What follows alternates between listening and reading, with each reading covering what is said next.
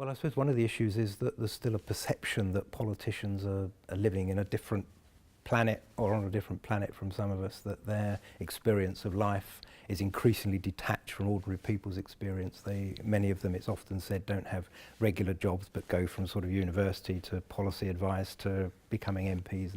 There's a problem with our politics, and it's both structural and cultural. The structural problem is that people don't actually have access to the levers of power in the way that they want them. Our politics is very centralised, it's very bureaucratic. But also there's a problem with our culture, which is we've come to think of politics as a series of transactions about maximising opportunity or interest for individuals rather than the collective expression of community life.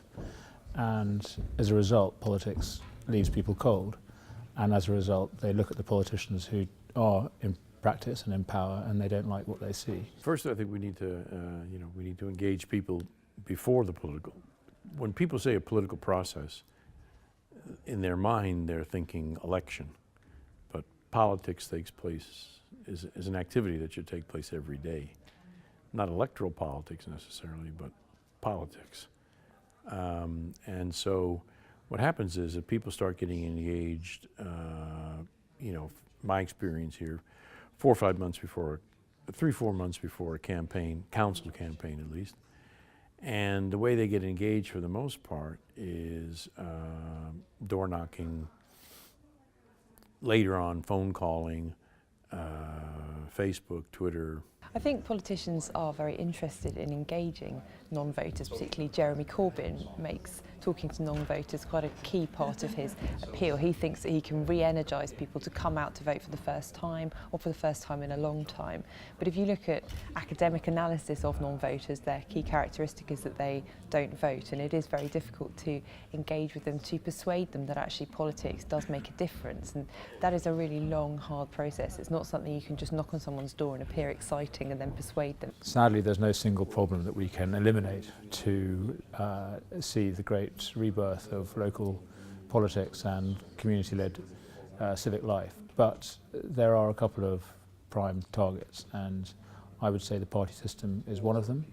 It's rooted in a concept of politics and of the philosophy of our times, which is out of date. I don't think it's the system, I think it's the parties and how they've evolved. Increasingly over the years I was here, numbers of people saying, I don't like politics. I don't get involved in politics. I'm not voting. Well, and then either people move on or they try to lecture them about why voting is important and it's your duty and it's your obligation, and it almost never works because there's a stranger admonishing you about your bad behavior. People in safe seats often feel as though their vote doesn't count because they might want to vote for Labour in a Tory safe seat. What's the point? There's also people who object to the way politicians behave in the House of Commons. They don't think the House of Commons changes very much. It's not one thing. And we saw with the referendum on moving to the alternative vote, people aren't that excited about constitutional reform in the way that some of us geeks in the Westminster bubble might be. I think there's still great value in conservatism and in socialism as a unifying idea, but I think the party system is a big hindrance to the new politics. The importance of values, I mean, that's one thing that people say they like about Labour, is that it's got values, and Conservative Party also trying to push their values across, but are they actually values that the person in the street is embracing and sharing? For the most part, the Labour Party, I'll say, because that's the one I'm familiar with, did not engage the faith community and do not engage civic organizations.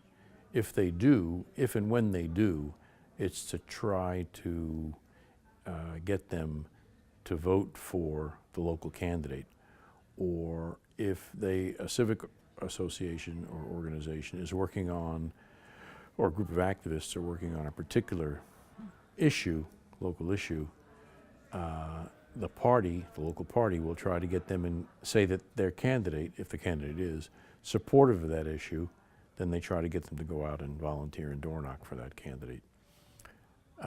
So it's, again, pretty transactional. It's not very relational. Politics should be the expression of community life in the fullest sense.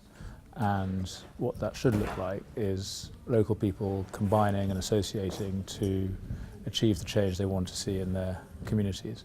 And that can be through the traditional forms of democratic representative politics, but it can also be, and should be, I think, through the way that people exercise power directly, through organising and arranging the way that society and the way the local economy, the way the local systems of power operate for them. The best way to win voters' trust is to embed yourself in a community rather than flitting around with different people turning up the whole time and only bothering when you're starting to get panicked about your numbers. It's because people are humans, they like relationships, they don't like the idea of being used, and that sort of transactional relationship that politicians quite often have with voters puts people off quite naturally because that's not how we interact normally. There's a huge latent power in our communities and in faith groups in particular that is crying out for expression, and we need to change our structure of politics, but more importantly we need to change our culture of politics to give that expression.